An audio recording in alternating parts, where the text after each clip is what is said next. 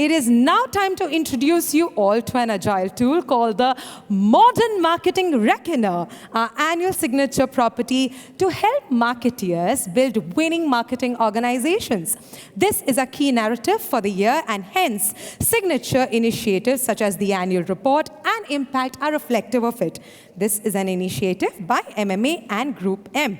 Without any further ado, I would now like to invite our panelists on stage for this very important segment. Please join me in welcoming Mr. Shekhar Banerjee, Chief Client Officer and Office Head West, Wavemaker. Mr. Karthik Nagarajan, Chief Content Officer, Wavemaker. Mr. M.V.S. Murthy, Head Marketing, Digital and Corporate Communication, Tata Asset Management Limited. Mr. Pawan Sarda, Group CMO, Marketing, Digital and E-Commerce, Future Group.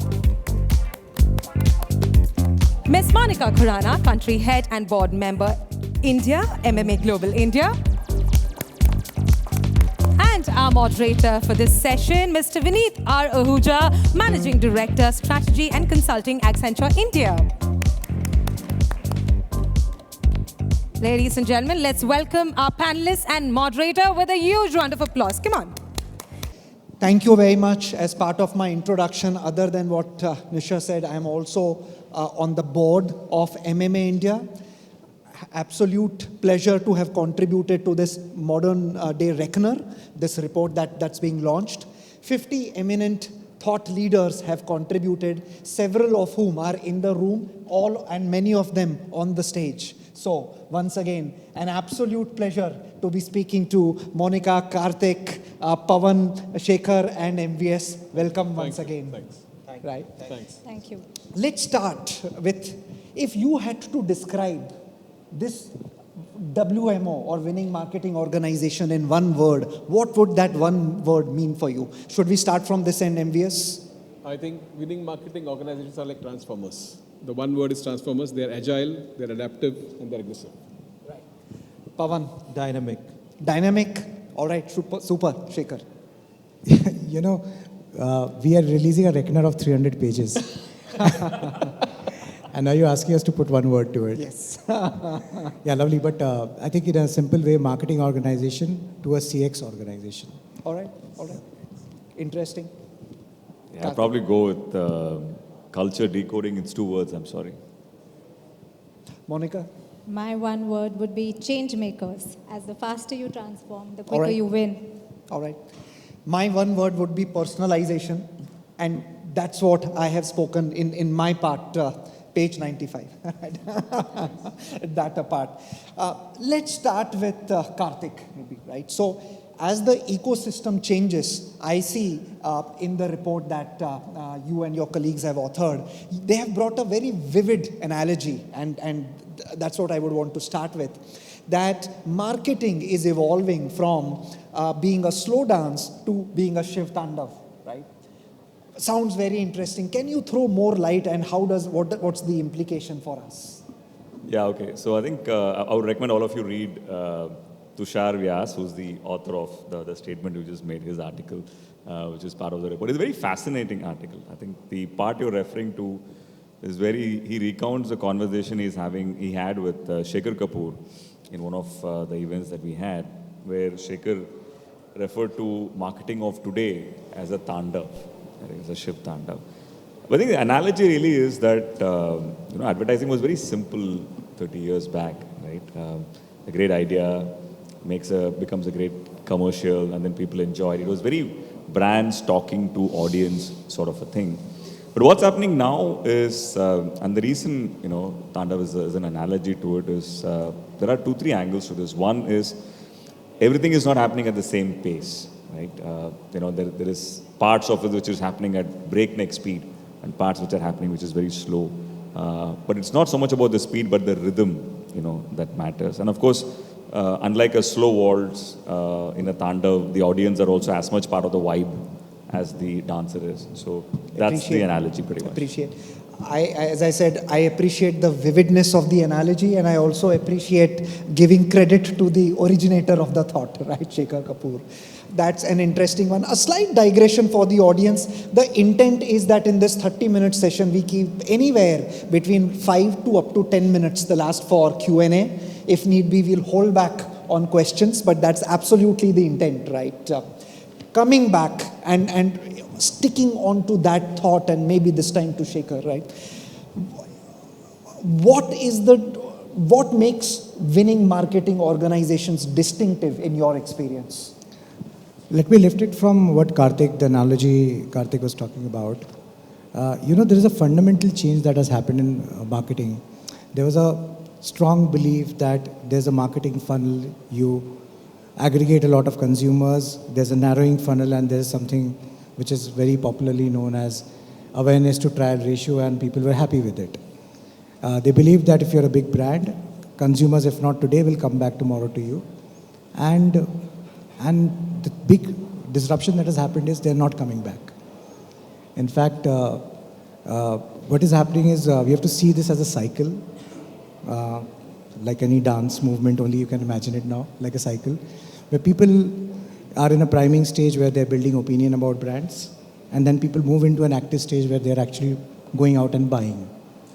And what is happening is basically roughly 30 to 40 odd %, basis all the researches we have seen now of consumer journey, are lost at this active stage. They are going and picking up any brand, and that's where the disruption in categories and brands also happening today.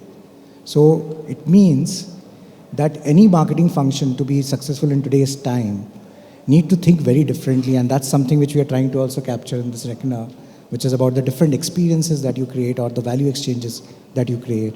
I think you will be talking about threes. That's right. Yeah. That's right. Fair. So that's where it becomes very critical for a marketing function to be to become a powerful force. Fair point. Just for the audience to be able to relate this answer better, the report says that there are two parts to creating winning marketing organizations. One part is customer value and one part is firm value, right? So invariably, the customer value has 3 E's: experience, engage, and exchange, and that's what Prashant referred to. So putting that in context, we did have the privilege to seeing or having a sneak peek into the report few hours before you did, and that's where we have this reference. Let's break the monotony of the sequence, rather, not the monotony, the sequence, sorry, and this time come to MVS, right? A fellow friend and hopefully a colleague, right? MVS. MVS does get the credit of having authored the longest article in that, right? and You counted. and every bit enriching, right? So it was for Thank me you. going back to school and learning, right? But let me relate back to the good old days of marketing, where brand building was a right of the large firms because it required deep pockets to build ATL-based approach. And you have argued in your article that the new approach is different. Right? Can you please elaborate on this modern day nimble agile approach, and therefore what are the implications? So, I think it doesn't begin at marketing, it begins at manufacturing actually. If you look at any product category, any industry vertical, there is so much of disintermediation which has happened. I don't need to manufacture a product at a central place. The product can be manufactured and value can be added at various points across the country. That's one part of the disintermediation which has happened. The second part of disintermediation which has happened is that media itself has got disintermediated. Right now you're listening to me and you're also on your mobile. It's a common thing that you would have heard. So there are various points where consumer is getting engaged. The third part is that the disintermediation is happening at the point of purchase, which means I can browse online and I can come and purchase at the store. So that is what is happening. And if you look at this entire process from production to the final purchase and after sales service, it is creating a lot of challenge for the marketeers. And that is really where, the opportunity also exists for somebody who's perhaps a homegrown marketeer. And COVID has given rise to a lot of these people, who are making cakes, who are making soaps, who are making candles, and they are all able to go out and market. And you don't necessarily need to be on prime time, but you can use a channel like an Instagram, or you can use a channel which suits you to go out and push your product. And you don't need to manufacture at scale. And everybody is able to go out and create value for themselves as well as for the customers. And that is really the big change which has happened. And there is no prime time. It is my time as far as the consumer is concerned. And you need to fight for that. And as a marketeer, if you are very short on budgets, I think it's a great time to be in, because there is a lot of opportunity for you to look at niche media or mediums to reach your consumer. At the end of the day, people are looking for ROI, and all of it is possible now. You don't need to necessarily be on front page of a leading daily or at 9 o'clock somewhere. Appreciate once again MVS. He's a very articulate person, right? From what I see him offline, and extending the same over here. I think that's very good explanation. And maybe I'll pose another question. I won't leave you as yet, but after that maybe I'll check if any of my fellow panelists have any comments on top of this, or the implications, such as today. There is great opportunity for niche brands or niche marketeers to scale up fast. Yes. Or is it that silos of sales and marketing merge, right? And it is the day where unique customer experiences can be created, and there's room for everybody under the sun, right? So maybe some of those thoughts, if they occur after I ask this question, how do you really provide an experience where the customer is and do a great job of it? Actually, I think the experience and the customer are not decoupled, and which is where the entire part of what is your business model comes in. So, for example, you can be a traditional business, and therefore the customer and the experience is going to happen there. You are all in Bombay. Ramanayak is a place in Matunga. It's a traditional business. You eat food there, and that's the experience. It is authentic. I'm not saying great customer, but it's authentic experience that you get there. The second thing can be that you are a digital corporate, which is partly digital and partly physical. So therefore, you'll need to create an experience where the customer comes online and perhaps buys offline. So I'm just giving you an example of a Dyson vacuum cleaner, which sort of took off during the COVID. So you look at the product online, and then you come offline and buy it. Or you can be a pure play digital business, which means your entire purchase process, the logistics, the returns process, everything has to happen online. So, and when you look at the consumer, he's coming at a particular node, making a choice, making a payment, and going away. So I think it's very difficult to decouple the two now. And therefore, as a business, you need to make a conscious choice of what is my model going to be and what do I not want to be. I think if you're more clear of what you don't want to be, then you'll become what you want to be. And that's very critical when you're trying to play both the customer and the point of purchase. Outstanding definition of focus. Definition of focus by, I mean, means defocus on something else. So that's very well articulated once again, MVS. But let me check with my other four or fellow panelists if you have any views on this aspect. I think one way I'd like to sort of validate what MVS was saying is that because you no longer can operate in silos, the time has come to operate like a jazz band, where you need to function in the form of jazz leadership, not in the form of a symphony band, because you cannot have a strategy which you put together for a long term and follow it. You need to have a strategy which is agile, which you can continuously improvise, assess, and repeat. And hence, that's how I would sort of react to what I just heard. No, I just want to sort of concur to what she's saying when she's mentioning the jazz band, and you refer to this, the sales and marketing conflict. I think there's no conflict. Everybody has to play their own part really, really well. You don't need to worry about what the other guy is doing. But if you are ensuring that your part of the support is happening, then the whole note that you'll play will come off well. If the violinist is worried about saxophonist, it's not going to happen. You need to just play your part well. And you really don't have any room for error, because you're being measured every time the audience is looking. And audience is not consuming one-on-one, it's one-on-many, because they pick up a note and they flash it up on social media. So you need to be very careful about how you run it. All right. Once again, ladies and gentlemen, the report or the reckoner, as you'll say, the model is two parts: winning marketing organizations, the customer value and the firm value. We are in that pillar of customer value and discussing that. To Pawan, right? You have talked of omni-channel. Yes. Let me first define the meaning of omni-channel, while everybody understands it. But the definition, clear definition is: one, uninterrupted customer experience across all touch points. Second, more specifically, buy anywhere, get delivered anywhere, return anywhere, get refunded anywhere, right?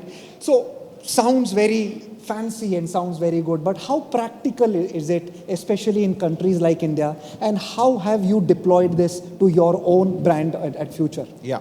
So, good afternoon, everyone. Firstly, before omni-channel, I would like to believe that the customer is omni today, right? I mean, if you look at it, as all of us, we agreed that while I think some of you must be on your mobile, trying to experience something, looking at some brand and so on and so forth. So firstly, I think all the marketeers need to think that the customer is omni, right? And you need to be where your customers are. I think it's extremely important. Otherwise, you will lose out on creating the brand experience or the business experience to them. I think number one. Number two, yeah, I think we spoke and you said that it's easier said than done, but this kind of an experience, if you don't do it today, you have to do it tomorrow, right? Like in our case, at least at Big Bazaar, we created that because of offline stores being there, and then obviously we had online platform. First thing what we did was to tell the customer that you can shop from a store, right? You're not shopping from a place which you don't recognize, right? The app actually helped you to select a pin code and therefore identify a store. And obviously whatever you buy, and if you wanted to return something, you could do it at the store. But the point is that these things today you have to create it, right? And while I think there are a lot of businesses online, but I think this experience, the merge between online and offline has to be there. I personally feel that while online can bring in transaction, offline will always bring experience. So how do you see it together, from a brand, and how do you deliver for the customer? I think that's going to be the key, from an omni-channel point of view. And what are the implications on capabilities, and what do you do in-house to be able to do all this that you mentioned, Pawan? See, capability, obviously there has to be a huge technology capability to begin with, right? I mean, in our case, any particular store inventory needs to be live, right? So that it's seamless, and it's like every store could be different from a merchandising perspective. Right. There is always 10-15% difference because of localization and so on and so forth. So I think that's extremely important, that how do you deliver the same experience online? What is there offline? So I think technology plays a big role in terms of, creating it. And just from I think the second thing is logistic, as you said, right? If I buy something online, how can I return it offline, right? And there has to be a mechanism for the customer to do so, right? I mean, for the customer, finally, he's buying from one brand, right? It cannot be channel specific. You have, SOPs basically. It has to be really from that one brand experience SOP, right? Which can be from anywhere. So I think these are some of the things which is just coming to my mind, and that needs to be delivered to the customer. And in our case, when we went this way, I can tell you that it actually, it resulted into two things. One is we acquired a lot of new customer by the virtue of this. And obviously, second, what it really helped us to increase the frequency. All right. Right? So, typically in an offline store, you go once in a month or twice a month at max, right? But the moment you had omni-channel experience, the same customer was interacting with the brand at least 4 times a month. So I think that kind of changed huge dynamics for us. Fair. The moment we merged things together. Again, a very interesting point, and do hold that point, because the next half of our conversation will focus on first-party data, exchanges, gathering intelligence from frequency, and this is a very good segue into that. But yes, I think, Karthik, you have add to what Pawan is saying? Sure, and after that, Karthik, and after that, I'll be posing probably a one-line question to 3 of you, right? So, I was just thinking when Pawan was saying that you need to look at the product or the category that you're managing, and you need to think of it from a consumer's perspective. Can this whole category move online? So for example, if there is groceries that you're buying, okay, can that entire category move online? Therefore, when you're having a retail store where even groceries being stocked, you have that space empty, you can utilize it for something else. So as a brand manager, product manager, category manager, I'll keep looking at the stack and saying that which of these can be moved completely online and which of these need to necessarily have an offline present. And that will then decide how much of the budgets need to be put for tech, for real estate, the staffing, all of it can be figured out. Because I don't think so everything can be moved online, and there will Right. always be a residual need for Fair an point, offline place. Fair point. So humans will always be omni, and therefore people with physical assets have a differentiated advantage. Yes, Karthik. Yeah, I'll keep it very brief. I had a small counterpoint. One of the things you had said, which is online is very transactional and offline is experience. Even those rules are changing now, right? This was very true when we look at the moment of truth as when you encounter the product on the shelf, which is classic marketing. But today the zero moment of truth is when you hear about a product and an experience from a creator online, right, or an influencer online, right? Which is why I love Monica's analogy of a jazz band. Multiple things are operating at a different pace, and you need to take that omnichannel. Right, Karthik. On that note, my question is: you visualized marketing as Shiv Tandav today, and Pawan, you spoke of omnichannel. If three of you were in the room and writing this report, would you extend that analogy to being marketers being omniscient, omnipresent? Yeah, they better be. I mean, just going I'll back hold you to that. Yeah. So just going back to, I think one of the things which we spoke of really about modern marketing, mindset today. I also come from an era where, largely marketing was pseudo advertising, right? I mean, that's the kind of role which you played, right? I remember planning for a campaign for 3 months. Some of you won't even relate to this. And then, releasing the campaign and then just going back and seeing the report, and somebody is doing some dipstick and the report comes back. Guys, that's the era where I come from, right? Very relaxed. Plus one. Yeah, very relaxed era. You don't look that old. No, I'm just telling you. And the brand equity score kind of played a role in our KRA and stuff like that. So it was very comfortable. I think today's era has completely changed. I used the word dynamic at that point in time, but the word is growth. I mean, marketing has to play that role. It's every day, every moment what's happening. So I also feel very excited today that, today I'm far more integrated towards the business, right? Earlier, I had no clue. The numbers were flowing at one side. My role was something else. But today, I think it's extremely dynamic. And I think that's what gives me a lot of excitement and a thrive to be in this kind of a era, right? Where you're wearing you're in the driver's seat of literally driving growth, right? And therefore, I think the silos between sales, marketing, all of them have gone, right? And that's the hat which you need to wear. That's why I feel that, this is a major shift which has happened. Therefore, the way marketing needs to operate has completely changed in my perspective. Right, fair. Thanks again, Pawan. So let's shift from the customer value to firm value. And firm value broadly are three things: data, technology, and organization as an enabler, right? Pawan has already touched about data analytics and technology. I'll speak about it, but if that's okay, let's come to Monica and organization. Monica, you have the privilege of interacting with so many players of this nature, and you have an ecosystem view. What is your observation and experience on organization as part of WMO? Perfect. Okay. So first of all, let me tell you that if you're not a WMO, you're an LMO. What is an LMO? It's a lagging marketing organization.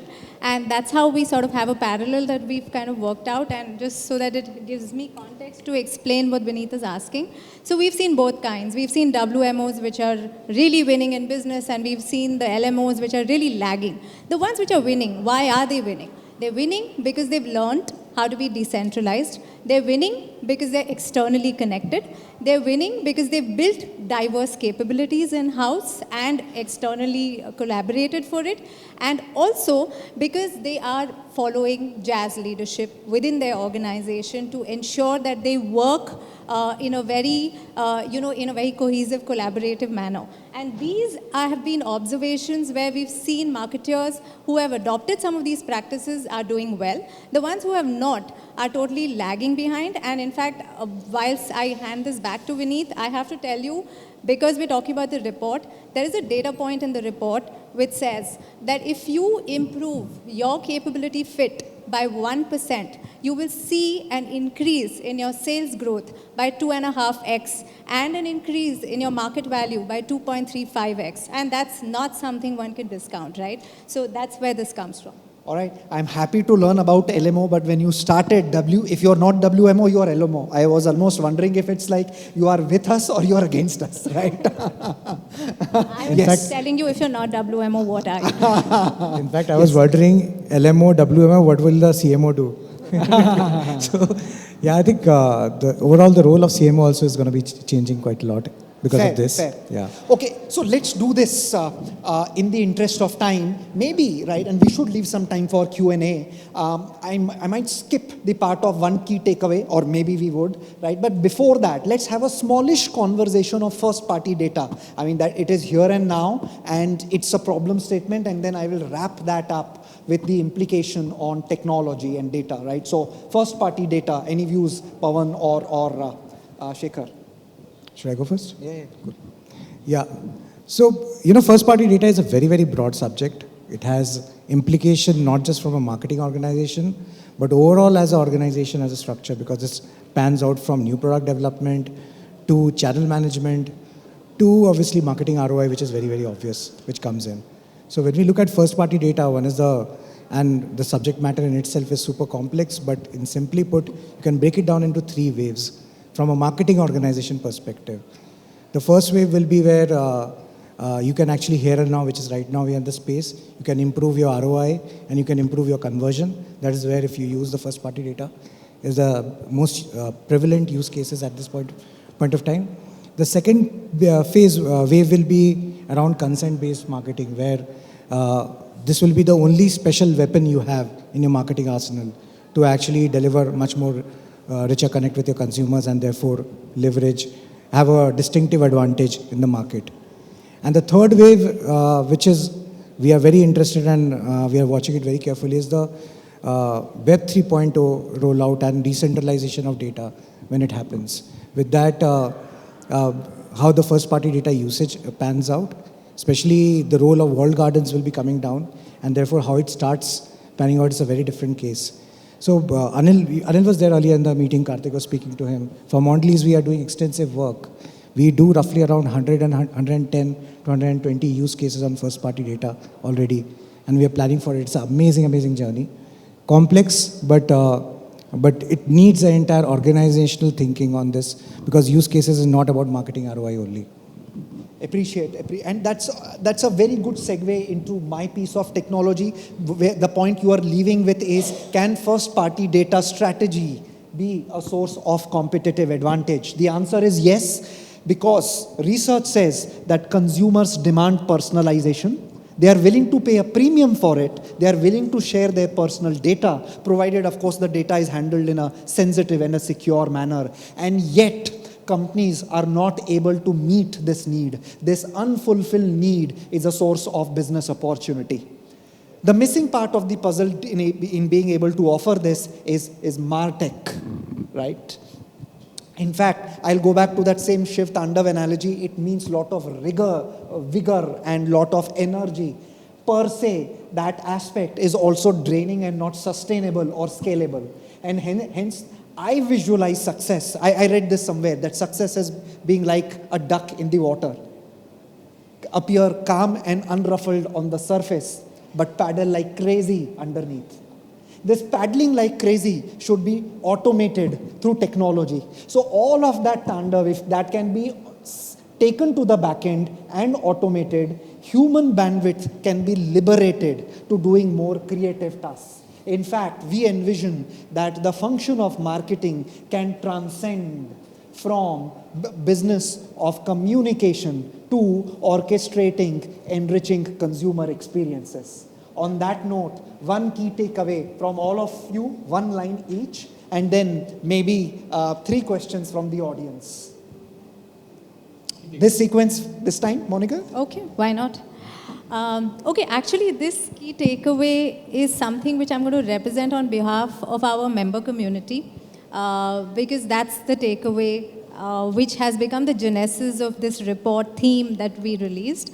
Well, it is a fact that the modern marketer's journey has got extremely tough, and there is a lot of catching up to do, to a point where a lot of marketers are feeling left behind to a CTO and a CIO in their organization.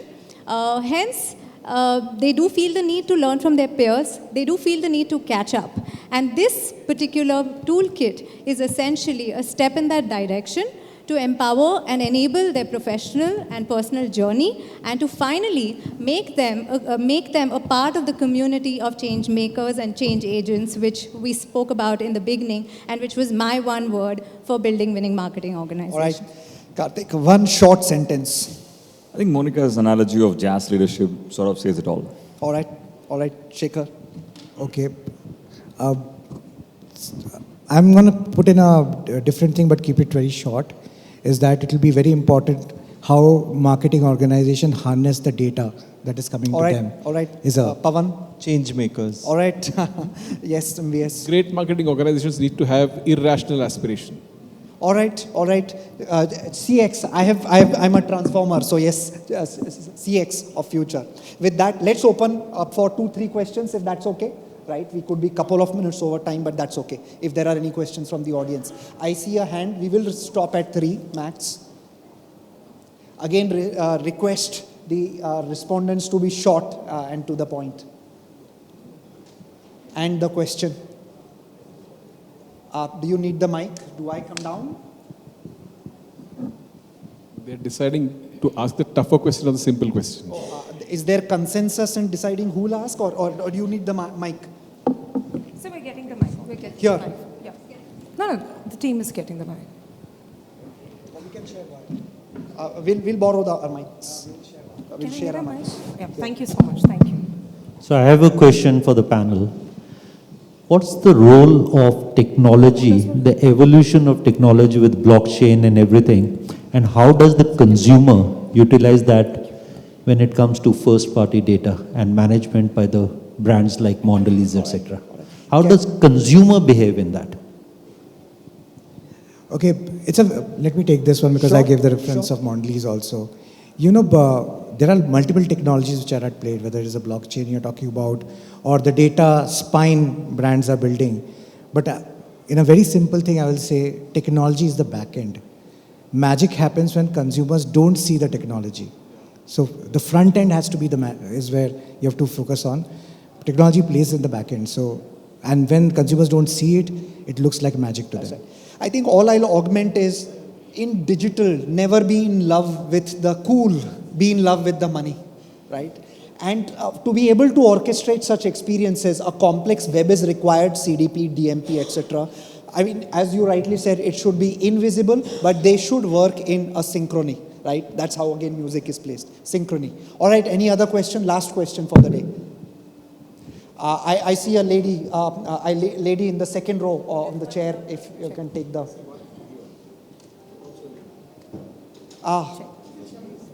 Check.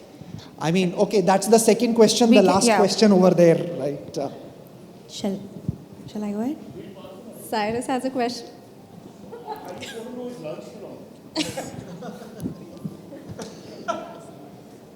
Can I take the question? Yes, go ahead, please. Yeah, thank you. The question is for the panel again, and here I'm representing from a healthcare industry, from a medical device industry. And my question has been, I've just gone through the report, took a glance on the content that the report has to give, and I'm hearing the panel. One thing which is cropping up again and again is the jazz, which Monica is talking about. And I see a little representation when it comes to healthcare brands. Most of the examples are quoted towards the FMCG brands and the digital, which is exciting. But as a healthcare marketer, my question to the panel is, how do you guide us, or how do you bring this also equally into the forefront of the marketing discussions, and how do you guide us to bring the jazz in marketing? So that is my question. So I just want to attempt this response to you. And I think in case of a healthcare marketeer, your answer is not at the hospital or is not in branding, but it's in insights and data. Because if you are deeply entrenched in the insights and data, you know what are the kind of clients who are coming into you. What are the illnesses which a 20-year-old is facing, a 30-year-old is facing, a 40-year-old is facing, and that information only you have.